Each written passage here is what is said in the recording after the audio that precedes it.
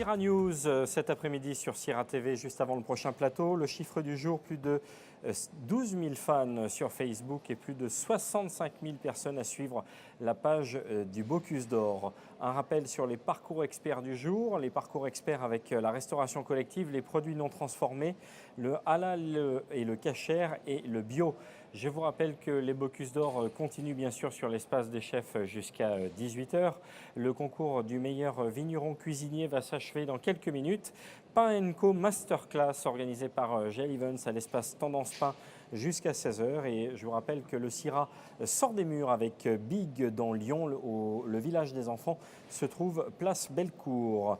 Des conseils de parcours pour les pôles experts avec le FCSI, le Food Service Consultant Society International. Conseil de parcours exposant sur mesure, basé sur l'analyse de vos besoins et de votre projet par des consultants resto concepteurs. Et dans le pôle expert numéro 2, la restauration hôtellerie, des conseils et bases de données pour vos recrutements en restauration et hôtellerie. Ça se passe stand G6B18. Quelques annonces. Le Gargantua a été remporté hier par Stéphane Goutenoir de la région Sud-Est. La Fédération des poissonniers Rhône-Alpes a remis l'écaille d'or aux villes de Toulon et Marseille hier. Le Golden Fish a été remporté par la ville de Lyon et Laurence Nolin. Et le champion de France de Coffee in Good Spirit est remporté par Stephen Harry. Nous allons passer maintenant à la restauration aéroportuaire avec les sociétés Gessir et PH Partner, avec le seul aéroport binational. Il s'agit de Bâle-Mulhouse et nous allons voir comment cette offre de restauration s'est développée dans cet aéroport. Je laisse donc la parole à Gessir et PH Partner. Messieurs, bonjour. Bonjour. Très heureux de vous parler de restauration aéroportuaire, en effet. Pourquoi la restauration en secteur aéroportuaire? Vous allez voir à travers notre explication à Gilles et à moi que c'est certainement un exercice du métier de restaurateur dans un des contextes les plus complexes qui soient, pour plusieurs raisons. Et on va vous dérouler tout ça à travers notre présentation. Alors, on va peut-être commencer par se présenter. Just salt. Voilà.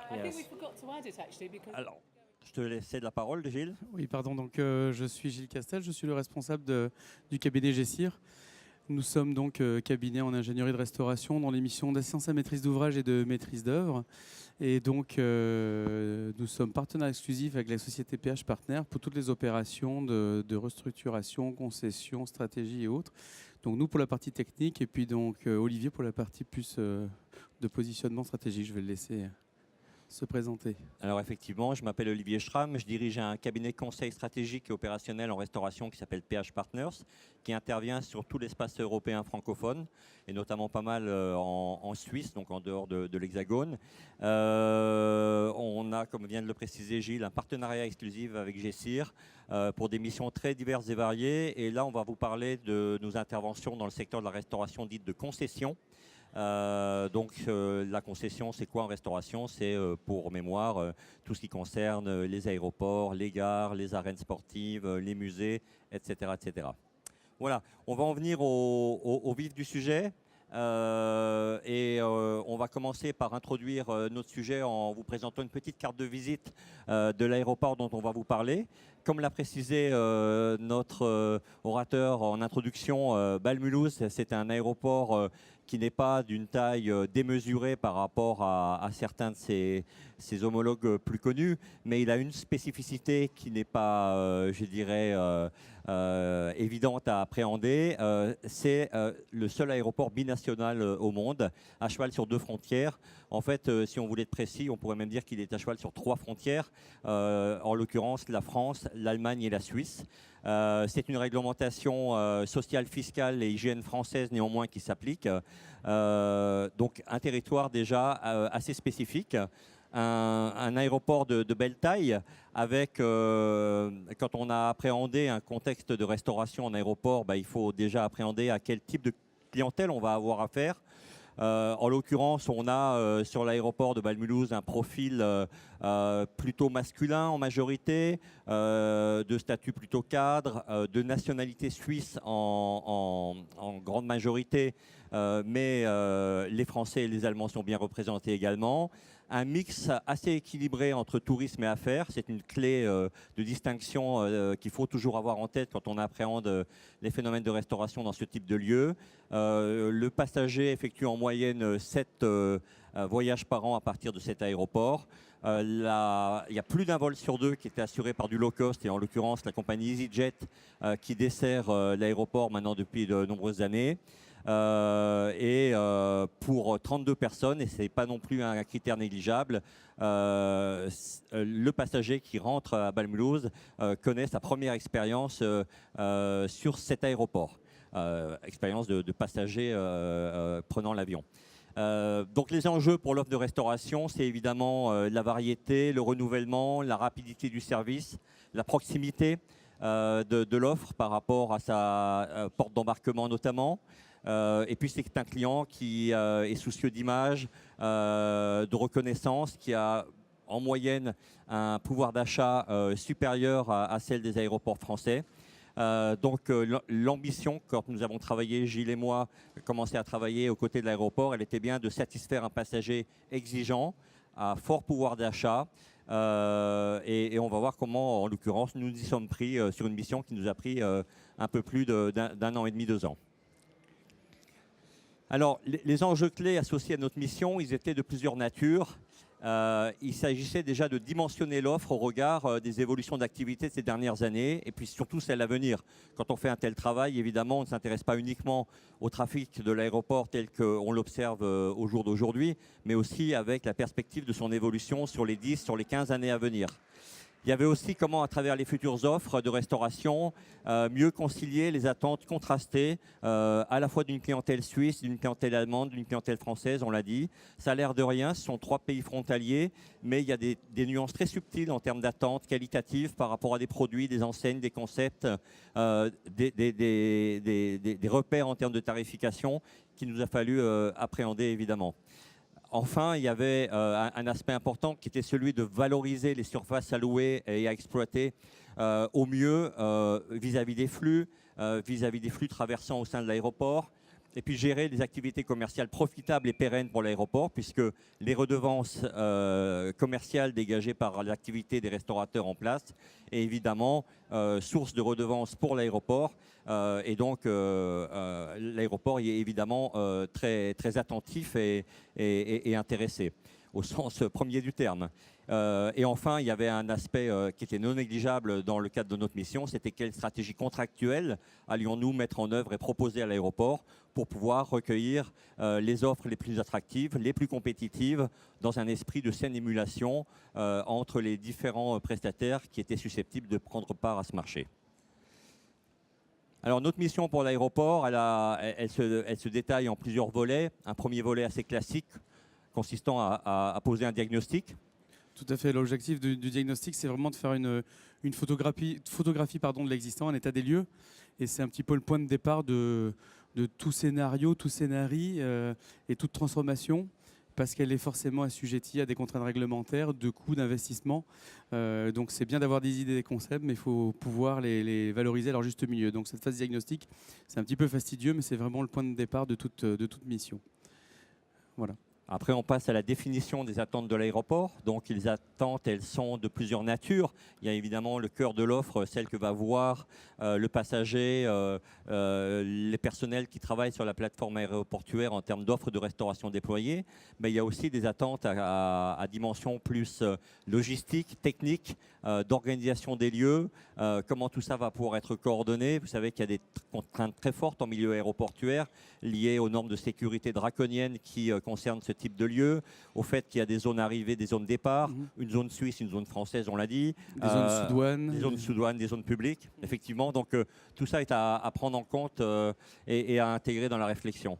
Troisième élément, c'est l'élaboration du master plan. Peut-être quelques mots, Gilles. Donc le master plan, l'objectif, c'est de mettre un petit peu en opposition le scénario, son estimation financière, pour pouvoir dresser déjà des premières cartes d'identité un petit peu des différentes solutions, pour aider en fait le maître d'ouvrage dans la décision, Olivier aime bien le dire, je vais lui prendre, la décision du meilleur compromis. Voilà, il n'y a pas de solution idéale, il y a des compromis souvent réalisés. Et donc ce master plan est vraiment là aussi le point de départ. J'anticipe peut-être la suite de l'organisation future de la restauration dans un premier temps. Et puis la programmation du projet et le montage du cahier des charges. J'ai un peu brûlé les 4 dernières étapes, mais, Non, mais c'est vraiment l'étape intermédiaire qui fait basculer le projet de son état des lieux, de scénarisation à son état de décision. Voilà. Voilà, donc là on est prêt pour rédiger un cahier des charges, toutes les pièces techniques qui vont bien avec, consulter les candidats, les prestataires de restauration désireux de participer à cette consultation, puis analyser leurs offres. C'est l'étape 5 de notre diagramme pour arriver en dernière étape à l'assistance à la mise en place de la nouvelle offre, aussi bien sur un plan technique, sur un plan conceptuel, sur un plan fonctionnel, à partir du moment où les offres ont été retenues et les candidats idem. Voilà, j'ai envie de dire, pour juste redire au master plan, une fois que la décision du scénario idéal est retenue, le vrai travail commence finalement. Le travail est fastidieux avant, mais vraiment le vrai travail après de développement, de programmation, se fait après le choix du scénario. Alors, on va passer rapidement les différentes phases qu'on vous a mentionnées à l'instant. Évidemment, avant de nous livrer aux aspects concernant les attentes spécifiques de l'aéroport, nous, Gilles et moi-même, il faut qu'on s'imprègne de ce qu'est la réalité de cet aéroport. Donc on analyse les points de vente, on analyse les circuits, les accès, les zones techniques, les zones de réserve, et ceci dans tous les compartiments de l'aéroport. On livre un diagnostic, je dirais, avec ses plus, ses moins, mais aussi ses perspectives en termes d'amélioration, d'évolution future. On repère les espaces, par exemple, qui ne sont pas occupés aujourd'hui par des offres de restauration, mais dont l'aéroport serait bien inspiré demain de pouvoir les exploiter pour pouvoir y déployer de nouveaux formats. Avec les contraintes qu'éventuellement ça peut aussi induire, le fait, par exemple, sur cet aéroport, de passer d'un preneur unique à envisager le fait de pouvoir concéder la restauration à plusieurs preneurs. Donc forcément, ça a un impact sur la partie front office, mais aussi back office par rapport aux locaux sociaux, sanitaires, vestiaires et autres. Est-ce que l'établissement est en capacité à recevoir plusieurs preneurs sur un site unique? Exactement. Alors les aspects techniques, on les a abordés, mais ils sont importants, hein, Gilles. Oui, ils sont importants parce que les enjeux d'investissement, alors encore plus en aéroport par rapport aux problèmes de zone sous douane, d'activité ininterrompue de l'aéroport et autres, et de transformation de l'établissement, du site, l'aéroport. Il faut savoir que sur l'aéroport de Bâle-Mulhouse, on le verra plutôt vers la fin de la présentation, la totalité des points de vente ont été complètement revus, restructurés. Pour autant, pendant toutes ces phases de travaux, il faut que l'activité continue. Donc il y a l'état des lieux de l'installation existante, il y a la programmation du projet et il y a la capacité à les réaliser avec une solution un peu à tiroir, une opération poussant l'autre pour maintenir une activité, une continuité pendant toute l'opération de restructuration. Alors on s'intéresse à des aspects très factuels, on observe les lieux, les comportements, mais on s'intéresse aussi évidemment à des données, à des historiques de données, sur des aspects aussi concrets que le trafic, son évolution. Là en l'occurrence, on est à un aéroport qui, quand on a commencé à travailler avec lui, frisait les 5 millions de passagers an. Aujourd'hui, on est à un peu plus de 7 millions et va connaître encore une croissance tout à fait intéressante au cours des années à venir. Et évidemment, c'est un des premiers paramètres à intégrer, mais on va bien au-delà. On analyse les taux de captation des différents flux dans l'aéroport, la dépense moyenne par passager, la dépense moyenne par zone de l'aéroport, en fonction qu'on est en zone publique, en zone sous-douane, en zone arrivée, en zone départ, en zone suisse, en zone française. Donc tous ces aspects-là sont moulinés, analysés, mixés, et pour pouvoir dégager un certain nombre de conclusions, de perspectives et de réflexions qu'on va essayer de nourrir au sens propre du terme avec et aux côtés de l'aéroport. Alors, on analyse plein de ratios dans le cadre de ces études. L'idée n'est pas de se noyer dans les chiffres, mais bien d'en dégager l'essentiel pour, encore une fois, définir les bases de ce que sera la future offre de restauration telle qu'on la définira dans le cahier des charges et pour que les prestataires qui s'intéressent au marché le moment venu puissent y répondre en toute objectivité, en toute connaissance de cause. Alors, il y a aussi une réflexion, puisque vous n'êtes pas sans savoir, vous êtes tous ici des professionnels intéressés par les évolutions du monde de la restauration, les nouveaux concepts. Un aéroport, c'est comme un centre-ville, c'est comme un centre commercial. C'est un milieu qui vit avec son public, qui voit évoluer de nouvelles formules de restauration qui n'existaient pas en secteur aéroportuaire, comme elles n'existaient pas ailleurs il y a tout juste 5, 10 ans. Et donc, pareil, il s'agit de mettre à profit cette période pour inventer de nouveaux modèles, de nouveaux formats, plus adaptés à la consommation à emporter, à des modes déstructurés, à des modes faciles à consommer dans l'avion par exemple, etc. etc. Donc on procède également à un découpage conceptuel de l'offre, restauration rapide d'un côté, restauration en Suisse de l'autre, et en poussant encore un peu plus loin la sophistication du découpage de cette offre, de façon à donner cette coloration complémentaire, contrastée de la future restauration de l'aéroport. Alors, si on devait résumer ce qu'était la définition des attentes de l'aéroport de Bâle-Mulhouse au terme de ce diagnostic, il s'agissait d'abord de pouvoir exploiter au mieux les flux et quelques emplacements remarquables qu'avec Gilles on avait repérés et qui n'étaient pas forcément exploités. Tout à fait, l'aéroport de Bâle-Mulhouse est vraiment en pleine transformation encore aujourd'hui. C'est un aéroport qui est en perpétuel mouvement et donc il est important de pouvoir identifier dans l'aéroport à quel endroit éventuellement on pouvait imaginer d'implanter de nouveaux espaces de restauration qui aujourd'hui n'existaient pas et de voir les conséquences en termes de flux de passagers, de taux de captation, cela pouvait générer par rapport à la programmation générale de l'aéroport. Deuxième axe qui était un axe très fort en l'occurrence parce que c'était un constat en l'occurrence qu'on avait mené de façon assez négative, le constat d'une offre non différenciée. Donc là on a vraiment poussé à la diversification, à une démultiplication des formats conceptuels pour répondre à chaque créneau horaire, à chaque type de clientèle, à chaque occasion de voyage selon que l'on est famille partant pour un week-end prolongé en loisir ou homme d'affaires avec un mouvement plus hebdomadaire lundi, vendredi.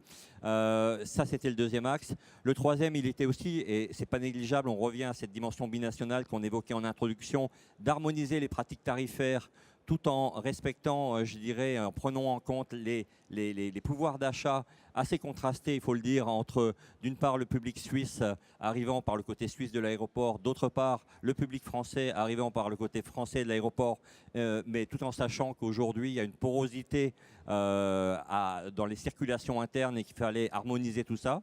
Donc ce n'était pas un point mineur dans notre approche. Et enfin, c'était adopter le mode contractuel le plus dynamique possible, avec des notions de durée, de taux de redevance qui soient et qui débouchent sur un partenariat véritablement gagnant-gagnant entre l'aéroport et ses futurs concessionnaires. Alors le principe qui a été retenu en l'occurrence sur le plan de la durée contractuelle a été d'un contrat de 6 années plus 2 avec une extension de 2 années négociable à la fin d'une première période si celle-ci s'est avérée positive avec les nouveaux prestataires en place. Des notions de durée d'amortissement pour les investissements complètement intégrés dans la durée contractuelle définie. Il y avait également des redevances perçues par l'aéroport qui ont été redéfinies, dont le contour a été redéfini. Avant, on était plus sur une notion de redevance domaniale liée au mètre carré occupé, comme on pourrait le faire en percevant des loyers d'un commerçant installé en centre-ville, alors qu'on a voulu promouvoir bien davantage une notion de redevance dynamique associée au chiffre d'affaires généré pour intéresser évidemment les prestataires, mais aussi et surtout l'aéroport, notre client. Et puis surtout, peut-être aussi bien identifier, on y vient maintenant, la valorisation du master plan, de manière à avoir une vision assez claire du juste montage d'un point de vue opérationnel et de la capacité de portage en termes d'investissement, de manière à aussi à prévoir la ventilation du portage financier entre le maître d'ouvrage et l'exploitant et les exploitants en restauration dans le cadre de l'opération. Donc l'état des lieux, bon, on le voit, hein, l'état projeté, c'est assez rapide. Hein, on est sur de l'assistance à maîtrise d'ouvrage, on n'est pas là pour faire le projet. Hein, c'est un concours d'idées. Les sociétés consultées ont à la charge de proposer des aménagements. On est juste là pour voir les champs du possible, la capacité des outils en place à évoluer vers d'autres formats, comme le disait Olivier, vers éventuellement des enseignes, des marques, de manière à se faire une idée sur le coût moyen d'investissement par point de restauration, sa durée d'amortissement et sa charge d'exploitation. Voilà, donc ça c'est un petit peu un travail difficile. Difficile parce que, comme je l'ai dit tout à l'heure, on était sur un preneur unique avec un outil principal de production qui à l'époque était attribué à un seul prestataire. Le fait de mettre en place plusieurs prestataires, ça suppose de partager quand on le peut une partie des outils de production, de manière à ne pas recréer complètement 3 cuisines complètes avec des investissements à charge beaucoup trop lourds. Alors la notion de planning des travaux, peut-être quelques mots, parce que ça aussi c'est un point important. Oui, c'est important, parce que comme je l'ai dit, l'aéroport lui n'arrête pas, et donc on ne peut pas imaginer à un moment donné comme un établissement, pour comparer, je ne sais pas, un établissement scolaire qui ferme pendant l'été, on peut pendant les périodes de travaux imaginer de restructurer en tout cas tout partie de la cuisine. Là, l'activité reste du matin au soir, avec des problèmes de bruit, des problèmes de sécurité, donc ça nécessite vraiment d'imaginer une solution un petit peu avec des taquets, l'un poussant l'autre, et du coup de durée globale de contrat. On peut facilement imaginer que si on passe la concession d'un espace à un prestataire, mais que dans la réalité, il peut le mettre en pleine exploitation que 2 ans après, parce qu'il est obligé d'attendre son tour, ça a forcément un impact sur son compte d'exploitation. Donc c'est un élément qu'il faut intégrer dans le cadre de la valorisation des risques au niveau exploitation, et le cahier des charges soit le reflet en fait de cette contrainte. Et du coup, la notion aussi d'offre temporaire ou intermédiaire est importante, hein, puisqu'on demande dans ce cas, et pour pallier justement à la problématique des travaux qui doivent bien avoir lieu à un moment donné, dans un espace-temps donné, de prévoir des solutions intermédiaires qui vont pouvoir continuer à apporter le service attendu par la clientèle. Même si c'est dans un mode temporairement dégradé, il y a quand même la capacité à fournir, je dirais, de quoi satisfaire la clientèle. Moi, je prends un exemple tout simple, hein. La restructuration d'un espace en lieu et place peut être sujet à la réalisation de travaux qui n'ont strictement rien à voir avec le projet, de curage par exemple, des installations, de réseaux de ventilation ou autres, qui n'ont aucun lien direct avec l'espace de restauration, et qui peut décaler la réalisation des travaux d'1 mois, 2 mois, un désamiantage par exemple, même si l'investissement n'est pas porté par l'exploitant, c'est une contrainte d'exploitation qu'il faut absolument intégrer dans le cadre de la programmation, ainsi que les enjeux sociaux par rapport au personnel qui pourrait être en chômage technique par exemple sur cette période-là. Alors une fois qu'on a fait tout ça, il est intéressant parce qu'on connaît à peu près l'emplacement, même pas à peu près, tout à fait précisément l'emplacement des futurs points de vente, à peu près leur configuration. On n'en connaît pas encore les enseignes précisément, puisque c'est le travail des sociétés de restauration qui vont plancher sur le cahier des charges, mais on connaît les emplacements, les thématiques conceptuelles génériques, on connaît les flux que génère l'aéroport. Donc il va être intéressant de s'intéresser d'un peu plus près, sur la base de simulation, à des projections en termes de chiffre d'affaires. Et ce chiffre d'affaires, il se détermine de quelle manière? Il se détermine d'abord par rapport à des flux qui traversent ou qui fréquentent l'aéroport. Il se détermine par rapport aux dépenses moyennes que génère dans son fonctionnement au quotidien et sur telle ou telle tranche horaire les différents formats de restauration auxquels nous avons pu songer dans notre travail d'élaboration. Et au final, cela donne des chiffres d'affaires consolidés par zone pour l'aérogare dans son intégralité, pour le côté suisse, pour le côté français. On revient à cette segmentation qu'on a déjà évoquée à plusieurs reprises. Mais c'est important, pourquoi? Parce qu'on va se retrouver à un moment donné face à des offres que vont nous délivrer les prestataires de services qui vont concourir. Et il faut on n'est pas dans une science exacte, certes, mais on doit approcher ce que sera la vérité du futur business model. Et donc là, on touche à... C'est pas l'heure de vérité, puisque l'heure de vérité, elle n'arrive que quand tout ça est vraiment en place dans la vraie vie. Mais il faut l'approcher, il faut minimiser les risques, il faut gérer les grands équilibres, y compris économiques évidemment, puisque c'est le nerf de la guerre. Et donc on en est à ce stade d'élaboration. On ventile le trafic par zone de chalandise aussi, pour s'assurer qu'il y a une répartition à peu près harmonieuse des flux dans l'aéroport. Et là, Eh bien, on est prêt à rédiger finalement le cahier des charges structuré avec un sommaire détaillé pour servir de fil rouge et surtout pour objectiver une situation, l'expression d'un besoin sur lequel vont plancher pendant quelques mois les prestataires qui ont retiré le dossier et qui vont devoir remettre leurs offres. Et donc c'est un travail là évidemment de synthèse, de précision, d'objectivité important par lequel il faut passer pour qu'après, je dirais, les offres puissent être produites et discutées. Alors, il y a également, évidemment, là, on va vite, hein, puisqu'on a rédigé le cahier des charges, et on passe à l'analyse des offres. Voilà, donc en fait, forcément, il est important d'envisager dans le cadre de la consultation en fait, tous les éléments qui vont rentrer en ligne de compte dans l'analyse des propositions. Donc les critères en fait, d'analyse, que ce soit sur le plan technique, sur le plan opérationnel, au niveau de la pertinence du montage économique et autres. Donc là, il y a un ensemble de choses à mettre en avant pour arriver à classer en fait, les différentes propositions que l'on va pouvoir recevoir. Voilà, donc les aspects techniques, les aspects fonctionnels, les aspects sociaux. On est quand même dans un métier de service fortement consommateur de ressources humaines. Les notions réglementaires par rapport à l'hygiène alimentaire, enfin tout ça est passé au tamis fin. Évidemment, avec au centre de tout ça des logiques conceptuelles, des enseignes qui ont été mises en avant. Et comme le disait Gilles, donc on arrive à un classement. Alors un classement qui n'est pas immédiat, hein, parce que évidemment sur des sujets aussi complexes, avec des critères aussi nombreux à analyser, on reçoit les candidats qui ont déposé leur offre, on leur demande de commenter, de présenter leur dossier, d'être un peu plus précis sur certains points qu'ils auraient abordés trop superficiellement. Puis il y a des éléments peut-être complémentaires qui viennent se greffer dans le cadre de la consultation avant d'arriver à la mise au point contractuelle qui va finalement un peu clore les débats avant le déploiement de l'offre sur le terrain. Voilà. Et là, on arrive à l'assistance au déploiement de la nouvelle offre, qui est un point très important. Donc là, je dirais, bon, on tient le bon bout. Les prestataires sont identifiés, retenus, attribués. Et maintenant, le vrai travail commence, c'est réaliser les espaces, les aménager. Avec une particularité, comme l'a dit Olivier, sur l'aéroport de Bâle-Mulhouse, c'est qu'en fait, il est vraiment bicéphale, il est symétrique. On est sur deux territoires, à cheval sur deux territoires avec une frontière. Comme on peut le voir sur la diapo, sur le point rouge, même la distribution est coupée en deux. Vu de loin, on peut imaginer un espace en free flow assez classique. Mais quand on le regarde de près, en fait, il est complètement cloisonné en deux. Si le back-office est partagé, le front-office est coupé en deux physiquement. Donc ça, c'est encore une autre contrainte de plus qui fait l'intérêt d'ailleurs de ce projet-là. C'est que tout aménagement doit permettre un jour ou l'autre, entre guillemets, de réintroduire les frontières entre les deux pays. Exactement. Après, il y a des aspects aussi qui se mettent en place au niveau du suivi contractuel des prestations délivrées par les nouveaux prestataires.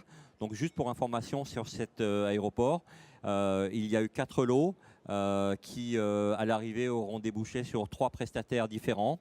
Donc ces 3 prestataires se sont mis en place maintenant depuis quelques mois. Il y a une offre de restauration assise, la plus complexe sur le plan technique, qui est encore en cours de déploiement à l'heure où nous vous parlons. Donc vous voyez qu'on est vraiment dans un projet d'actualité, enfin dans un dossier d'actualité. Et par la suite, le suivi, enfin les procédures de suivi contractuel assez classiques, somme toute, vont permettre de vérifier que dans le temps, hein, on rappelle c'est quand même un contrat de longue durée, hein, puisqu'il y a des investissements lourds contractés par les prestataires en face, on doit s'assurer au niveau de l'aéroport qu'évidemment les engagements contractuels sont tenus dans le temps par chacun des acteurs en place. Alors, on va juste vous montrer quelques diapos rapidement pour illustrer en quoi, d'un point de vue visuel, finalement, l'offre a déjà bien évolué au niveau de quelques points de vente. Et je vais peut-être laisser là, moi j'ai trop parlé, hein. Je vais te laisser la parole, Gilles, pour conclure cette présentation et décrire les quelques innovations visibles. Voilà, peut-être juste pour le avant-après, c'est toujours intéressant de le voir. Voilà, vous avez à chaque fois en éclaté sur le haut. On avait une offre assez monolithique, en fait, avec des kiosques et des bars assez classiques, une offre alimentaire commune sur tous les points de vente. Donc là, c'est un des attributeurs de points de vente en fait, sur l'aéroport, avec l'enseigne Trips. Donc un format de restauration rapide contemporain, avec une offre en take-away libre-service et un petit peu de vente aidée. Vous devez connaître cette enseigne-là, on la voit de plus en plus en France sur les gares, aéroports et autres. Le grab and go, donc toujours un petit peu, on retrouve la même image du format conceptuel précédent avec la mise en place du wellness avec donc le deuxième opérateur qui est Canonica sur l'aérogare, avec le développement d'une enseigne propre à ce site, propre à l'aéroport. Elle était complètement créée de toutes pièces pour pouvoir répondre au cahier des charges qui avait été établi par Olivier et moi-même. Et là, on a affaire à un opérateur suisse en l'occurrence. Hein. Voilà. Donc là, on a déjà ce début de mixité au niveau de l'offre. Troisième lot, la société Elior, qui prend la partie restauration, on va dire plus traditionnelle et restauration sociale aussi, mais aussi quelques points de vente. Donc voilà le point de vente précédent qui était l'Eurocafé, avec 2 enseignes, une franchise, la marque Paul, et une deuxième enseigne qui est Weckmann, que vous trouverez certainement nulle part ailleurs, parce qu'elle a été spécialement développée pour cet aéroport et ce site, avec un clin d'œil à l'Alsace que l'on voit bien. Ça se passe le monologue qui est représenté sur l'enseigne. Côté zone sous-douane, donc une enseigne qui était Segafredo et qui était en place à l'époque avec le prestataire précédent. Le nouveau prestataire donc, propose le Cloud Café avec l'enseigne Illy, si ma mémoire est bonne, au niveau de son implantation. Là encore, très personnalisé pour ce projet. Donc voilà, on a l'idée un petit peu des banquettes avec les nuages et autres. Enfin, c'est plus un relookage sur cette opération-là. Encore un autre petit exemple, Time Café. Donc là, clairement, un point de restauration assez classique. Pas de nécessité de gros changements. Si vous regardez bien de près, c'est un peu difficile sur l'écran, vous vous rendez compte que là, on est clairement dans du réhabillage. C'est le même outil technique, mais logotypé sous la marque Columbus au nom de l'exploitant qui a pris ce point de restauration. Par contre, là, on est sur une vraie évolution. Le Barolino, donc c'était le nom de ce point de vente, avec l'implantation d'un Monop Deli. Et là, allez, triplement de la surface à peu près au niveau du point de vente. Hein. Oui, au moins. Ouais. Ouais. Et chiffre d'affaires bien au-delà. Énorme, la zone low cost, EasyJet et autres, qui est une activité qui a vraiment explosé en termes de passagers. Olivier donnait un petit peu des chiffres. Elle est essentiellement liée en fait, à cet opérateur. Voilà, donc en forme et en guise de conclusion, les premiers enseignements qu'on retire de cette très belle expérience que Gilles et moi avons vécue aux côtés de l'aéroport de Bâle-Mulhouse. Très clairement, les enquêtes qui ont déjà été réalisées sur le terrain démontrent une forme de satisfaction affirmée et affichée sur l'optimisation des flux et des emplacements. La différenciation des offres et des formats avec un travail en profondeur sur les thématiques conceptuelles dans un premier temps et dans un deuxième temps au niveau des enseignes que les prestataires retenus ont proposées et désormais installées a véritablement apporté un plus. Il y a une émulation concurrentielle de fait qui, elle, est plus le résultat d'une logique et d'une volonté de contractualisation avec 3 prestataires différents, puisqu'on rappelle qu'au préalable, c'était un seul et même opérateur qui gérait l'ensemble de la restauration et qui n'avait donc pas véritablement de concurrents internes sur place face à lui. Et donc globalement, le chiffre d'affaires de la quasi-totalité des points de vente, le ticket moyen, c'est-à-dire ce que dépense en moyenne un convive qui s'y restaure, et la satisfaction globale des passagers sont 3 paramètres clés qui ont connu une hausse très sensible depuis le déploiement de la nouvelle offre. Voilà, avec Gilles, nous vous remercions de nous avoir prêté attention et nous vous souhaitons une très belle fin de salon. Merci. À bientôt. Merci à Gessir et à PH Partner sur cette offre de restauration dans l'aéroport binational de Bâle-Mulhouse. Nous allons enchaîner avec l'Institut Paul Bocuse. Nous allons parler d'ethnologie du repas et de contexte social du repas avec l'étude de 3 EHPAD. Ce sera dans quelques minutes sur le plateau de Sira TV. Et nous terminerons l'après-midi avec les tendances de consommation 2014, notamment dans 6 pays. Ce sont les 2 derniers plateaux de Sira TV. A tout de suite.